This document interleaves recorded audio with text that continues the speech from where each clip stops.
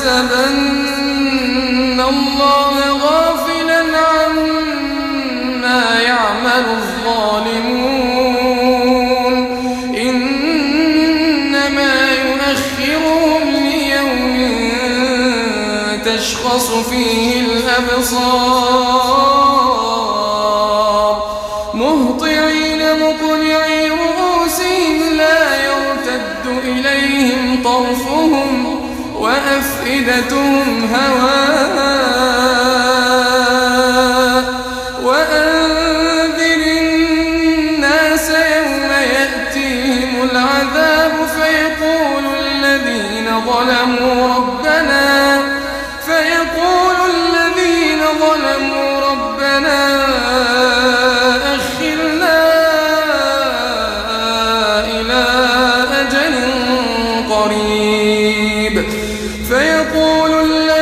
ظلموا ربنا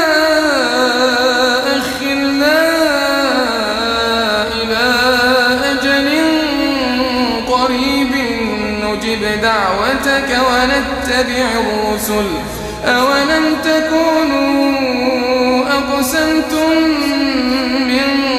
قبل ما لكم من زوال وسكنتم في مساكن الذين ظلموا أنفسهم وتبين لكم كيف فعلنا بهم وضربنا لكم الأمثال وقد مكروا مكرهم وعند الله مكرهم وإن كان مكرهم لتزول منه الجبال فلا تحسبن الله مخلف وعده رسله إن الله عزيز ذو انتقام يوم تبدل الأرض غير الأرض والسماوات وبرزوا لله الواحد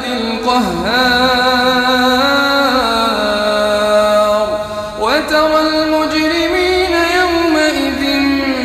مقرنين في الأصفاد سرابيلهم من قطران وتغشى وجوههم النار ليجزي الله كل نفس ما كسبت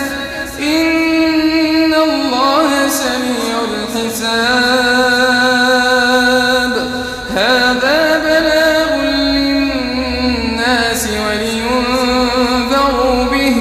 وليعلموا أنما هو إله واحد وليذكر أولو الألباب